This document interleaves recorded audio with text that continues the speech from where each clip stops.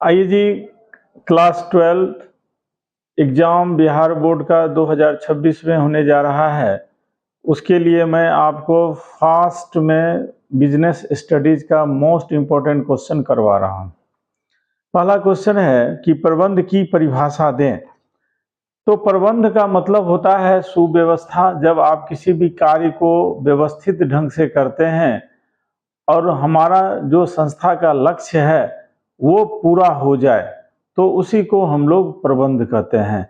यानी कि प्रबंध संस्था के पूर्व निर्धारित लक्ष्यों और उद्देश्यों की प्राप्ति के मानवीय और गैर मानवीय साधनों के अधिकतम उपयोग की सामूहिक प्रयास की सामाजिक प्रक्रिया है।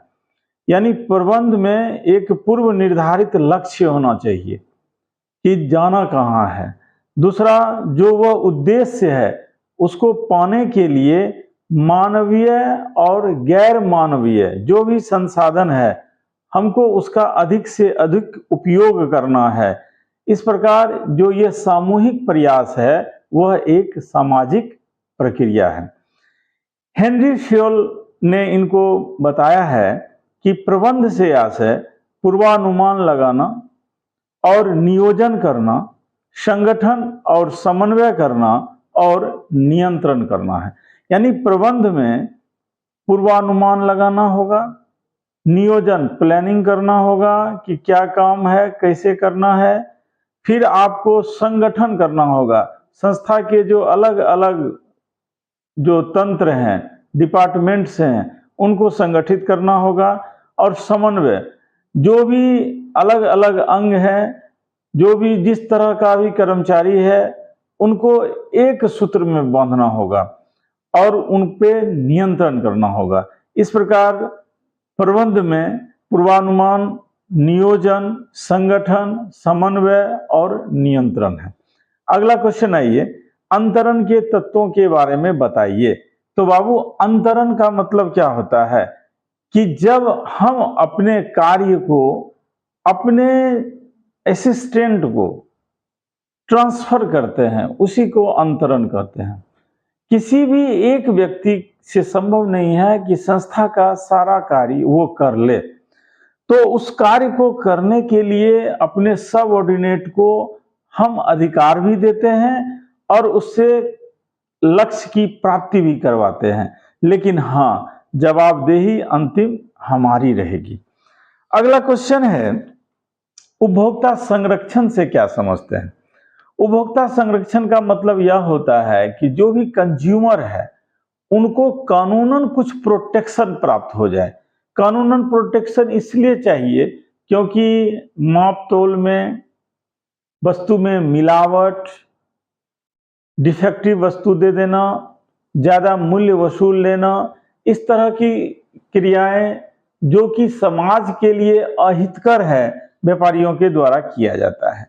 तो इससे बचाव के लिए उपभोक्ता को संरक्षण प्रदान करने का भारत सरकार ने कानून बनाया है, जिसको उपभोक्ता संरक्षण अधिनियम कहते हैं, ताकि गुणवत्ता की वस्तुओं और सेवाओं की आपूर्ति, माप तौल और सही कीमत वसूला जा सके, भ्रामक विज्ञापन न करें और किसी को इस तरह से ट्रैप में न लें, फंसाएं नहीं। ठीक है।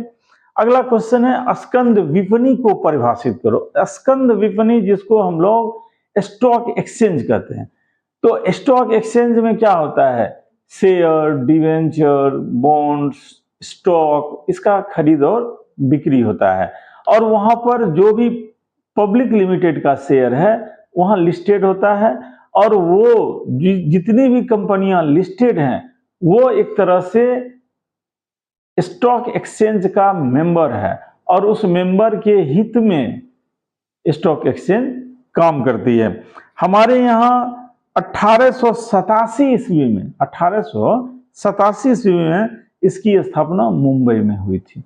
नेक्स्ट क्वेश्चन, अधिकार अंतरण का क्या अर्थ है? अधिकार अंतरण का मतलब ये होता है कि हम अपने सबऑर्डिनेट को कार्य ट्रांसफर जो करते हैं, तो कार्य को पूरा करने के लिए असिस्टेंट को कुछ अधिकार देना पड़ता है। अब मान लीजिए कलेक्टर साहब हैं, कलेक्टर साहब पूरा जिला का काम तो खुद नहीं कर सकते हैं, उनको काम पूरा करने के लिए बीडीओ को काम ट्रांसफर करना होगा, जो कि ब्लॉक में होता है, और बीडीओ को अधिकार देना पड़ेगा कि आप इस काम को अच्छे से करवाइए। लेकिन एक बात है, जवाबदेही ट्रांसफर नहीं होगा। अगला क्वेश्चन है वैज्ञानिक प्रबंध की परिभाषा दीजिए। तो देखिए, वैज्ञानिक प्रबंध का जो जन्मदाता था एफ.डब्ल्यू. टेलर था, वो एक अंग्रेज था, और उसने बोला कि वैज्ञानिक प्रबंध यह जानने की कला है, आर्ट है, कि आप लोगों से यथार्थ में क्या कराना चाहते हैं और यह देखना चाहते हैं कि वे उसको सुंदर और सस्ते ढंग से करें।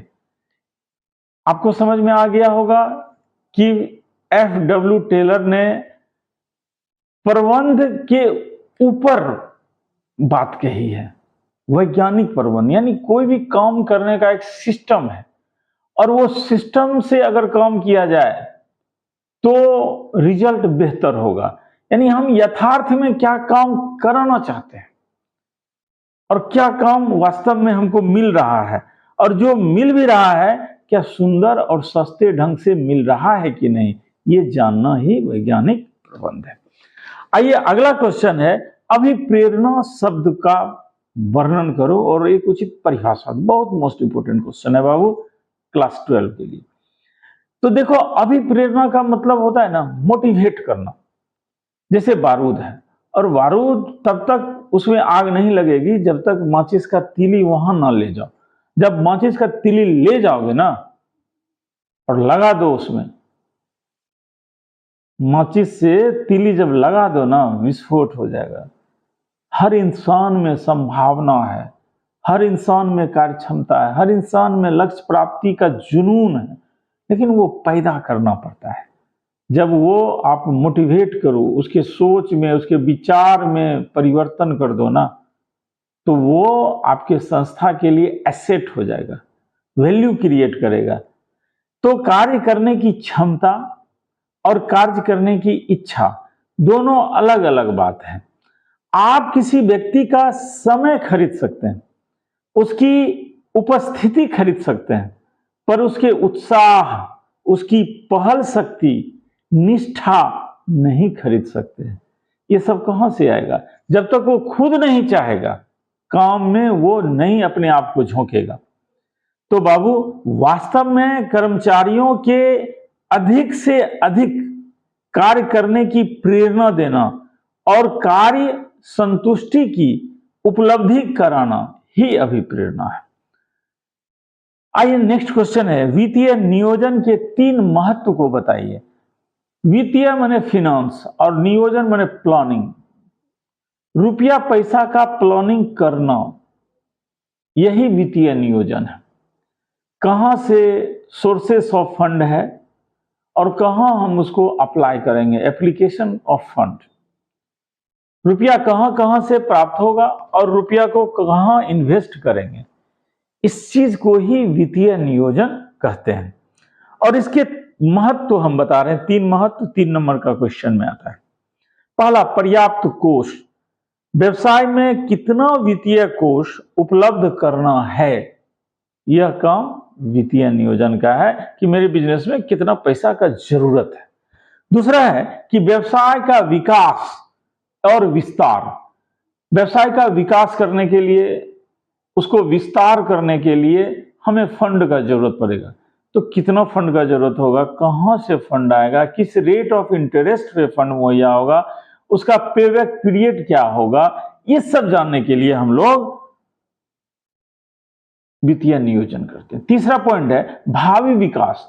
भविष्य में कुशल और सुदृढ़ संरचना के विकास के लिए भी वित्तीय नियोजन किया जाता है। अगला क्वेश्चन है, संगठन की परिभाषा दें। संगठन, जिसको अंग्रेजी में ऑर्गेनाइजेशन कहते हैं। तो आपके एक संस्था में अलग अलग डिपार्टमेंट्स हैं। फाइनेंस डिपार्टमेंट अलग है, वित्त डिपार्टमेंट जिसको कहते हैं, एचआरडी डिपार्टमेंट अलग है, प्रोडक्शन डिपार्टमेंट है, सेल्स डिपार्टमेंट है। तो इन सारे डिपार्टमेंट्स को एक सूत्र में आपको जो है बांध के चलना पड़ेगा। अगर एक सूत्र में नहीं बांधिएगा, उसको संगठित नहीं कीजिएगा, तो आपका संस्था नहीं चलेगा। तो विभिन्न व्यक्ति, समूह और विभाग का प्रभावपूर्ण मेल जोल और उनके बीच आपस में समन्वय स्थापित करना, इसी को संगठन कहते हैं।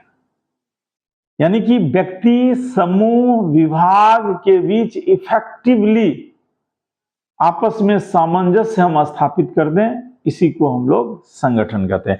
आइए, कंपनी को कृत्रिम व्यक्ति क्यों कहा जाता है? देखो बाबू, कंपनी आज के आधुनिक समय में व्यवसाय का बहुत अच्छा रूप है। एकाकी व्यापार है, साझेदारी व्यापार है, लेकिन संयुक्त पूंजी कंपनी व्यवसाय का आधुनिकतम रूप है।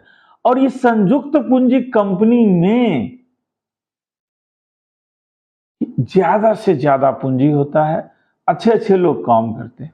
अब इनको कृत्रिम व्यक्ति क्यों कहा जाता है? व्यक्ति आर्टिफिशियल होता है, हम हैं, आप हैं, सीता, गीता, मीता। और कृत्रिम व्यक्ति का मतलब हुआ आर्टिफिशियल पर्सन, यानी जिसको ईश्वर ने नहीं, हमने बनाया है। टाटा की कंपनी है, बिरला की कंपनी है, तो इनको व्यक्ति का संज्ञा इसलिए दिया गया है कि जो भी व्यक्ति, पर्सन के राइट हैं कि आप किसी पे मुकदमा चला सकते हैं, आप पर भी कोई मुकदमा चला सकता है, आप अपने नाम से जमीन जायदाद खरीद सकते हैं, आप अपने से जमीन जायदाद को बेच सकते हैं, आप अपने मुहर लगाकर अपने बिजनेस के ट्रांजैक्शन को सत्यापित कर सकते हैं। तो ये सारा काम कंपनी करती है, इसीलिए इसको व्यक्ति बोलते हैं। लेकिन व्यक्ति में भी कौन? कृत्रिम, आर्टिफिशियल पर्सन बोलते हैं। तो बाबू, इस तरह से आपका आज क्वेश्चन 10 क्वेश्चन हमने करवाया है। फिर नेक्स्ट वीडियो में हम और भी आपके लिए लाएंगे। Tata, bye bye.